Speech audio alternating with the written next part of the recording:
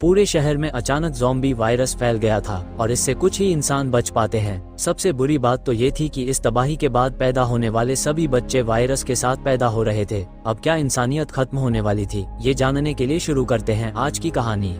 दक्षिण सिटी में रहने वाला मार्क बचपन से ही अपने पिता के साथ एक सुनसान जंगल में रहता है। उसका कोई दोस्त नहीं है और उसे बाहरी दुनिया के बारे में कुछ नहीं पता। उसके पिता हमेशा चुप रहते हैं और मार्क को बस दो ही बातें सिखाते हैं। वो कहते हैं कि जंगल के बाहर ज़ॉम्बी भरे पड़े हैं और बचे हुए इंसान ज़ॉम्बी से भी ज्यादा खतरनाक हो गए हैं। दिन में उसके पिता शिकार करने जाते हैं और मार्क को अपनी सुरक्षा के लिए एक बंदूक दे जाते हैं। मार्क का पूरा बचपन गाने सुनने और किताबें पढ़ने में बीता है। हालांकि उसकी कहानी की किताब बहुत पुरानी हो चुकी है, फिर भी मार्क को उसे पढ़ना बहुत पसंद है और उस किताब में एक जादुई परी भी थी।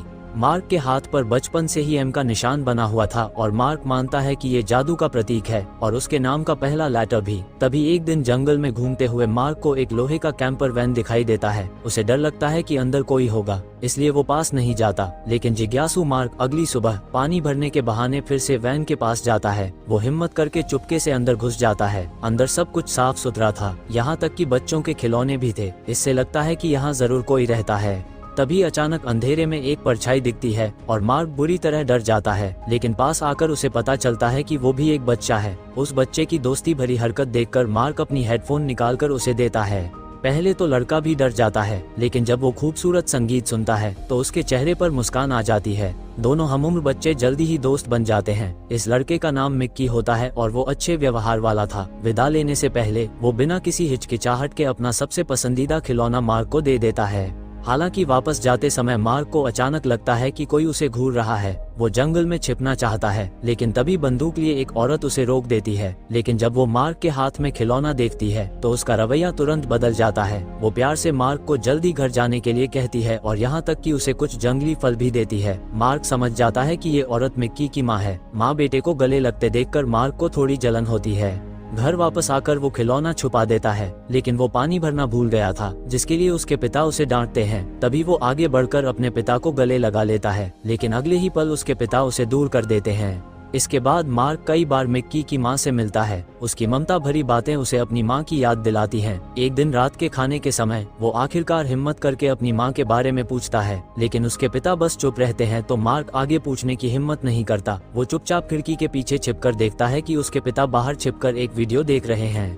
अगली सुबह उसके पिता हमेशा की तरह शिकार के लिए निकलते हैं। अचानक उसे अजीब चीखें और गोलियों की आवाजें सुनाई देती हैं। उसे लगता है कि कुछ गड़बड़ है, इसलिए वो अपने बेटे को कहीं छिपने के लिए कहता है और खुद बंदूक लेकर देखने चला जाता है। मार्क घूमकर झाड़ियों में छिप जाता है और उसे मिक्की की मां थोड़ी दूरी पर घायल अवस्था में बैठी हुई दिखाई देती है। थोड़ी देर बाद उसके पिता बंदूक लेकर उसकी तरफ जाते हैं और उसे गोली मार देते हैं। ये देखकर मार्क डर जाता है। उसने कभी नहीं सोचा था कि उसके पिता इतने क्रूर हो सकते हैं। वो तुरंत घर भाग जाता है और बिस्तर पर लेटकर सोने का नाटक करता है। उसके पिता घर आते हैं और उनका मूड बहुत खराब होता है। वे बार बार कहते हैं वे आ गए हैं। मार्क हेडफोन लगाकर ऐसे दिखाता है जैसे कुछ हुआ ही नहीं हो, लेकिन उसके अंदर की जिज्ञासा बढ़ती जाती है। जब उसके पिता सो जाते हैं तो वो चुपके से उनका वीडियो कैमरा उठा लेता है। उसमें उनके परिवार की खुशहाल यादें थी। उस समय मार्क पैदा नहीं हुआ था, लेकिन उसकी एक बड़ी बहन भी थी। अगले वीडियो में उसकी माँ डरी हुई और परेशान दिखती है। वो मार्क से कहती है कि मैं तुमसे प्यार करती हूँ, और फिर उसके पिता की गुस्से भरी आवाज सुनाई देती है। इसके बाद वीडियो बंद हो जाता है। मार्क को शक होता है कि उसके पिता ने उसकी माँ को मार डाला। विद्रोह की भावना अब और नहीं दबती। जब उसके पिता गहरी नींद में होते हैं तो वो उन्हें बांध देता है, अपना बैग पैक करता है और चुपचाप घर से निकल जाता है। वो आसानी से अपने दोस्त मिक्की को ढूंढ लेता है और उसे जंगल से भागने के लिए कहता है, लेकिन मिक्की अपनी माँ का इंतजार करना चाहता है। मार्क को अपने दोस्त के लिए बुरा लगता है, इसलिए वो उसे सच बता देता है। मासूम मिक्की गुस्सा नहीं होता, बल्कि उसे गले लगा लेता है, जिससे मार्क को पहली बार किसी के गले लगने का एहसास होता है।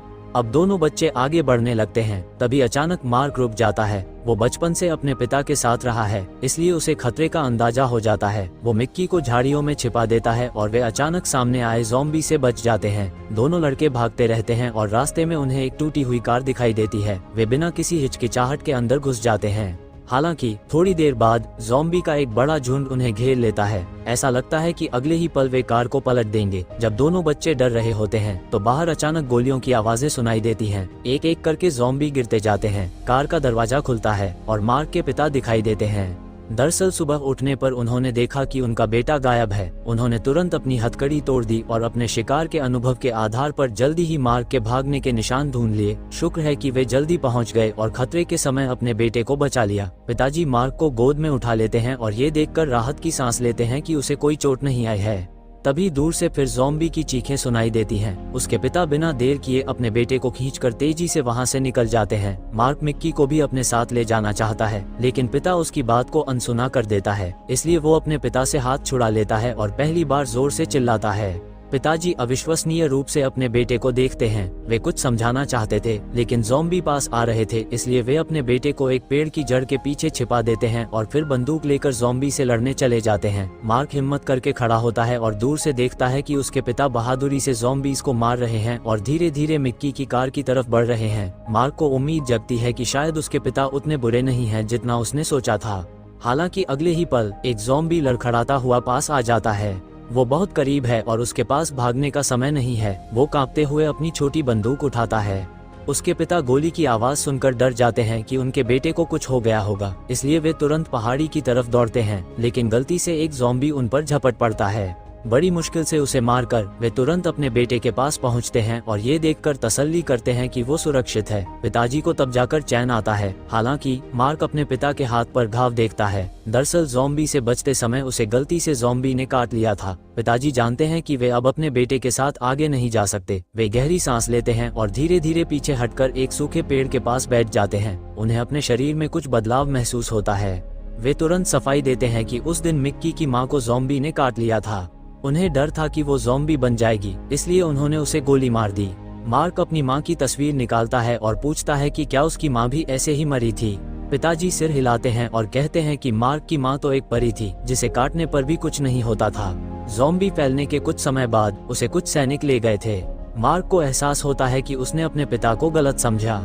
उन्होंने बस अपना सारा प्यार अपने दिल में छुपा रखा था, लेकिन अब पछताने का कोई फायदा नहीं था। उसके पिता के शरीर में वायरस फैलने लगता है और वो अपनी आखिरी होश में अपने बेटे को भाग जाने के लिए कहते हैं। अगले ही पल उनकी आंखें धुंधली हो जाती हैं। जब मार्क को कार में अपना दोस्त मिक्की मिल जाता है, तभी पहाड़ी से एक भारी गोली की आवाज आती है। वो जानता है कि अब उसके पिता नहीं रहे। हालांकि मार्क का दिल पहले से कहीं ज्यादा मजबूत हो गया था और उसे अपनी माँ को ढूंढना था। 10 साल से कम उम्र के दो लड़के इस तरह सुनसान जंगल में घूमते रहते हैं। रास्ते में खेलते कूदते वे कब इंसानी बस्ती के किनारे पहुंच चुके हैं उन्हें पता ही नहीं चलता। एक दिन वे रेलवे ट्रैक के किनारे एक अंकल को धूप में आराम करते हुए देखते हैं। दोनों बच्चे उनके पास जाकर कुछ खाने को मांगते हैं। अंकल जब सुनते हैं कि मार्क अपनी माँ को ढूंढने के लिए उस जगह जा रहा है जहाँ पर यह रहती है, तो वे उदास होकर आह भरते हैं। वे दोनों बच्चों की मदद करना चाहते हैं, लेकिन वे जा नहीं सकते क्योंकि उनके सारे बच्चे ज़ॉम्बी बन चुके हैं। अंकल उन्हें मारना नहीं चाहते, इसलिए उन्होंने उन्हें पिंजरे में बंद कर रखा है। स्वस्थ मार्क और मिक्की को देखकर उनकी आंखों में चमक आ जाती है। इन सालों में जितने भी बच्चों के साथ बुरा हुआ, वे सभी वायरस से संक्रमित थे। शायद मार्क और मिक्की को वायरस का इलाज मिल जाए।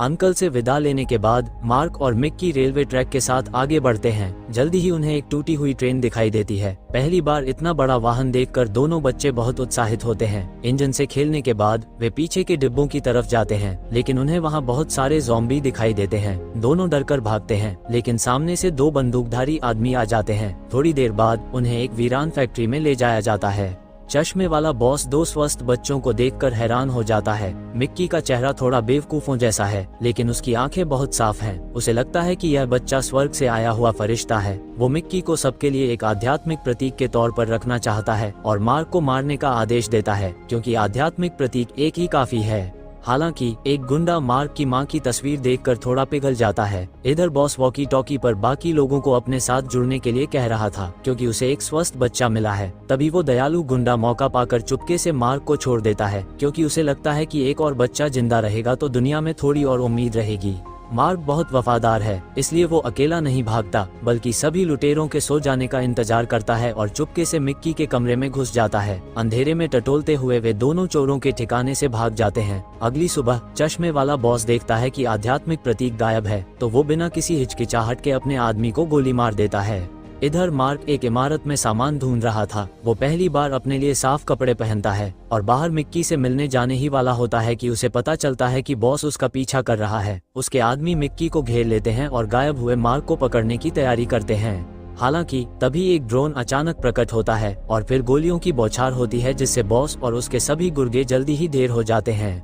मार्क जल्दी से नीचे दौड़ता है और देखता है कि कुछ सैनिक एक सुरक्षित जगह से बाहर आ रहे हैं। वो सामने आने ही वाला होता है कि मिक्की उसे सिर हिलाकर मना कर देता है। तभी एक सैनिक मार्क के छिपने की जगह की तरफ जाता है। एन मौके पर मिक्की जमीन से बंदूक उठाता है और जानबूझकर सैनिक का ध्यान अपनी तरफ खींचता है, जिससे वो अपनी कुर्बानी देकर अपने दोस्त को बचा लेता है और उसकी मौत से सैनिक खोज बंद कर देते हैं। मार्क बेबस होकर जमीन पर बैठ जाता है। अपने पिता के बाद उसने अपना एकमात्र दोस्त भी खो दिया था। मार्क को अपने पिता की चेतावनी याद आती है कि बचे हुए इंसान ज़ॉम्बी से भी ज्यादा खतरनाक होते हैं। दुनिया में कोई परी लोक नहीं है और न ही कोई दयालु और शक्तिशाली परी है, जिससे लड़का गुस्से में अपनी सपनों की किताब फाड़ देता है। अब उसे आगे बढ़ने की एकमात्र वजह अपनी सालों पहले बिछड़ी माँ को ढूंढना है। इसके बाद मार्क एक वीरान शहर में आता है। ऊंची ऊंची इमारतें अब खंडहर बन चुकी हैं और हर तरफ सड़कें सुनसान पड़ी हैं और डरावनी चीखें हर तरफ गूंज रही थी।